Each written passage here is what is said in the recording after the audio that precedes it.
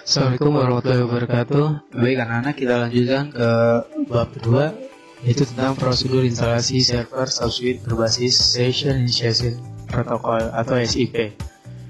Nah, yang pertama itu kita akan membahas konsep SIP. Di sini ada pengertian dari SIP.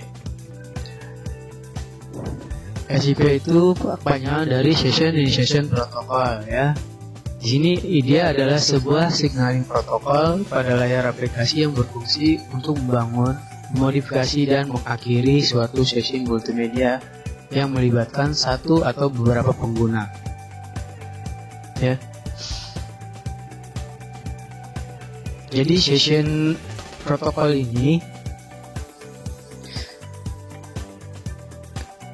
menjadi protokol jaringan komunikasi yang digunakan untuk memberikan signal bagi FYP, ya. Nah, dalam jaringan FYP, SP ini merupakan pendekatan alternatif untuk mengirim sinyal dengan menggunakan standar protokol H.323. Nah, apa itu H.323? Nah, H.323 ini adalah protokol International Telecommunication Unit atau itu, ya, untuk membangun koneksi FYP.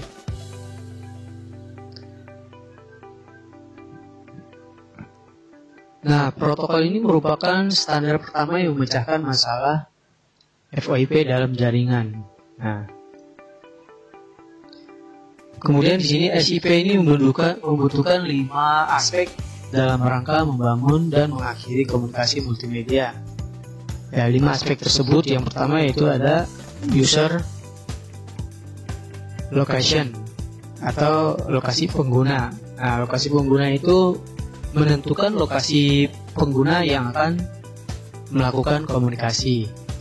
Kemudian yang kedua, user availability atau ketersediaan pengguna. Nah, itu menentukan tingkat keinginan pihak yang diajak berkomunikasi untuk melibatkan dalam komunikasi, untuk terlibat dalam komunikasi, ya. Nah, aspek yang ketiga itu user capability atau kemampuan pengguna. Nah, di sini kita menentukan media maupun parameter yang berhubungan dengan media yang akan digunakan untuk komunikasi. Kemudian aspek keempat yaitu session setup atau pengaturan sesi. Di sini yaitu pembentukan hubungan antara pihak pemanggil dan pihak yang dipanggil. Kemudian yang terakhir itu segmen terakhir session management atau manajemen sesi, yaitu meliputi transfer, modifikasi dan pemutusan sesi. Nah, yang kedua ini tentang komponen dan protokol SIP. Nah, jadi komponen dan protokol SIP ini dalam sebuah sistem SIP dapat diidentifikasikan dengan melihat elemen klien atau server dan individu.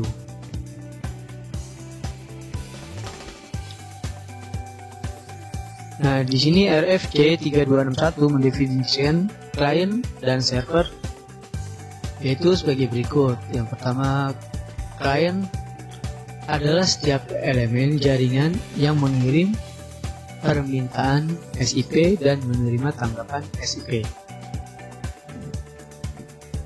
Kemudian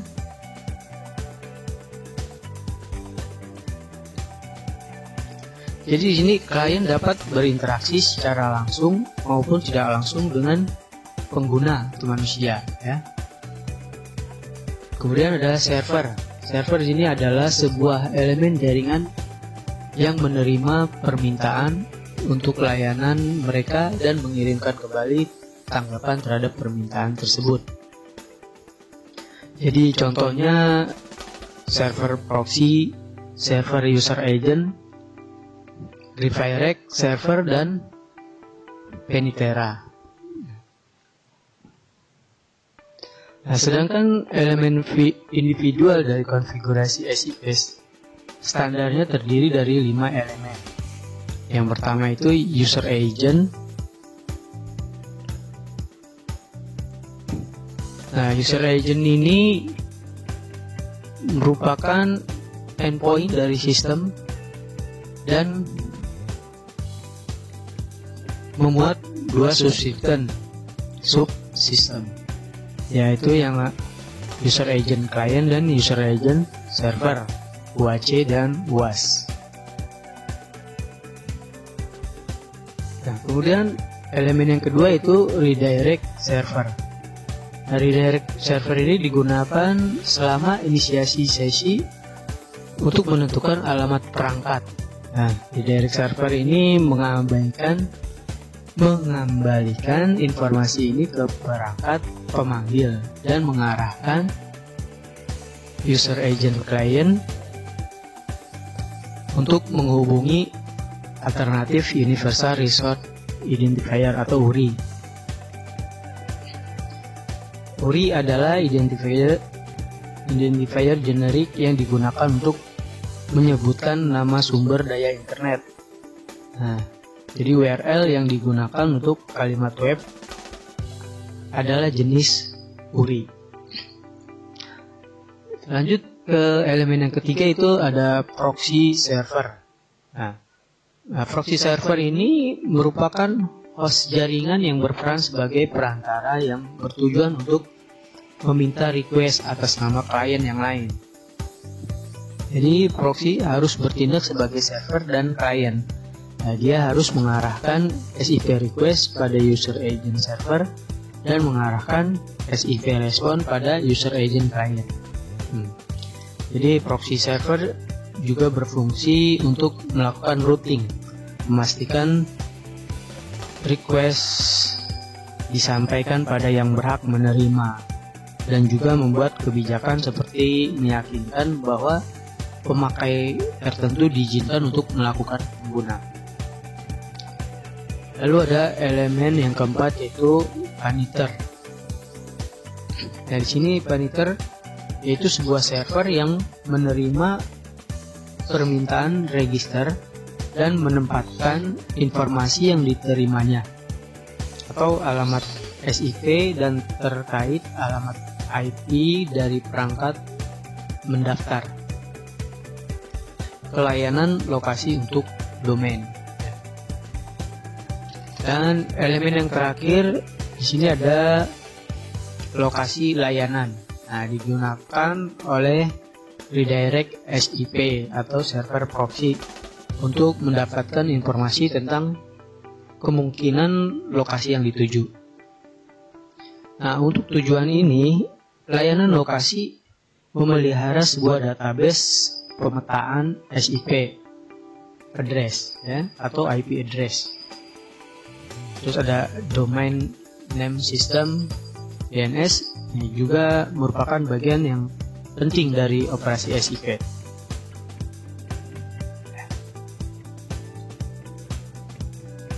Nah, kemudian kita bahas tentang protokol SIP.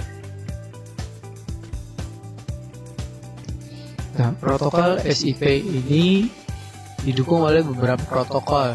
Yang pertama itu IETF, Session Description Protocol atau SDP. Nah, ini merupakan protokol yang mendeskripsikan media dalam suatu komunikasi. Jadi tujuan protokol SDP ini adalah untuk memberikan informasi aliran media dalam satu sesi komunikasi agar penerima yang menerima informasi tersebut dapat berkomunikasi. Nah, protokol yang kedua itu IETF Session Announcement Protocol atau SAP.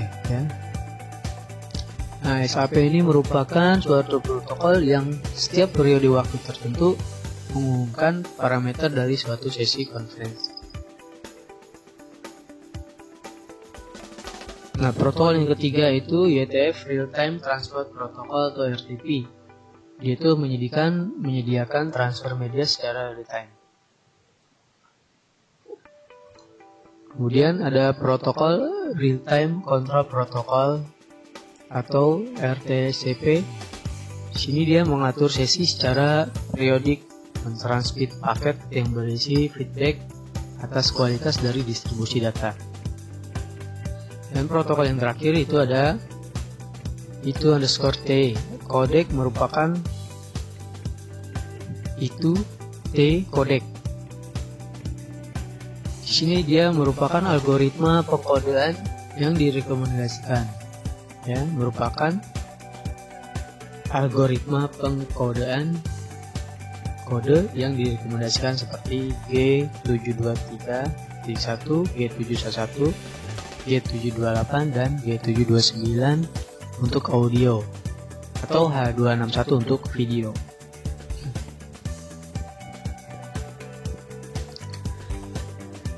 Nah, adapun sebelum sumber daya dalam konfigurasi SIP diidentifikasi oleh Yuri, sumber daya komunikasi itu meliputi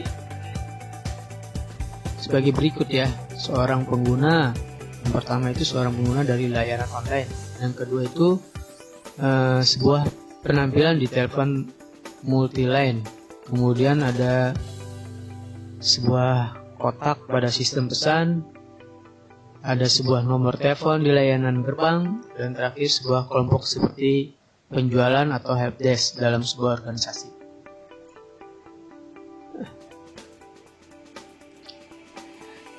Kemudian yang ketiga itu komunikasi dengan SIP, ya. Jadi komunikasi pada SIP ini dilakukan dengan mengirimkan message yang berbasis HTTP, ya. Jadi setiap pengguna mempunyai alamat yang dinyatakan dengan SIP Yuri, Uniform Resource Identification. Contohnya SIP Yuri sispe2cantika@tkj.com, ya.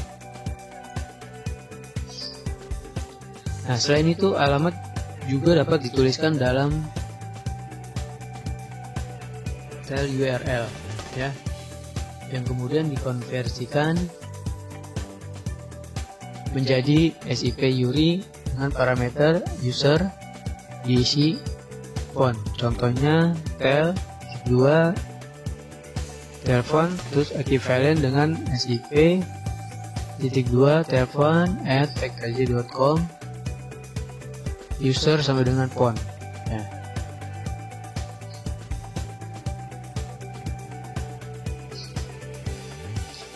Nah, isi pesan di dalam SIP ini didefinisikan dalam dua format.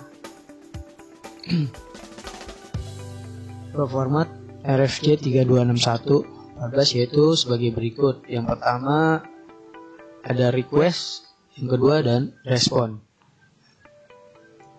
Nah, request ini dikirim dari klien to server. Jadi dia berisi operasi yang diminta oleh klien.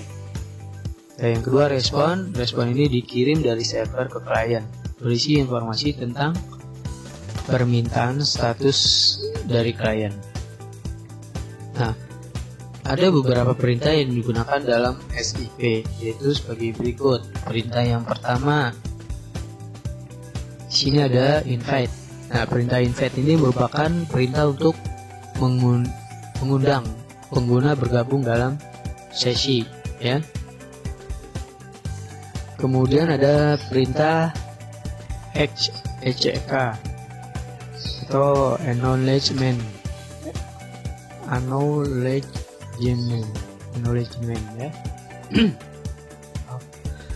Jadi H ini merupakan perintah yang digunakan untuk memfasilitasi pertukaran pesan pada perintah invite, ya. Kemudian ada perintah option. Nah, option ini merupakan perintah untuk mengumpulkan sejumlah informasi tentang kemampuan sebuah server. Nah, ada perintah by. Nah, perintah by ini merupakan perintah untuk menghentikan hubungan antara pengguna. Kemudian ada perintah cancel. Cancel ini untuk membatalkan permintaan yang sedang menunggu keputusan.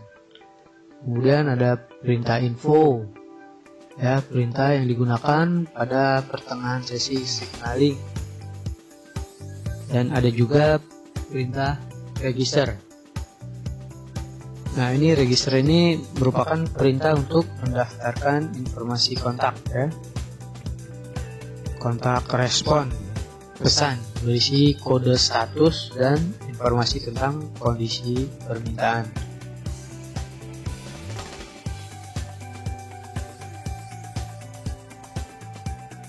Nah, di register ini kodenya ini kode pada perintah register ini dibagi menjadi 6 macam, yaitu yang pertama itu ada kode 1XX, yaitu profesional. 1XXX profesional. Nah, kode ini berarti permintaan sudah diterima dan sedang diproses. Yang kedua itu 2XX success. Nah, kode ini berisi permintaan sudah diterima, dimengerti dan disetujui. Nah, ada kode 3XX redirection. Nah, ini butuh tindakan lebih lanjut untuk memproses suatu permintaan. Kemudian kode 4XX client error. Nah, permintaan salah sintak dan tidak bisa diidentifikasi sehingga server tidak bisa memprosesnya. Kemudian ada kode 5XX server error. Ya, kode ini ditujukan apabila server gagal untuk memproses permintaan. Selanjutnya ada kode 6XX global failure.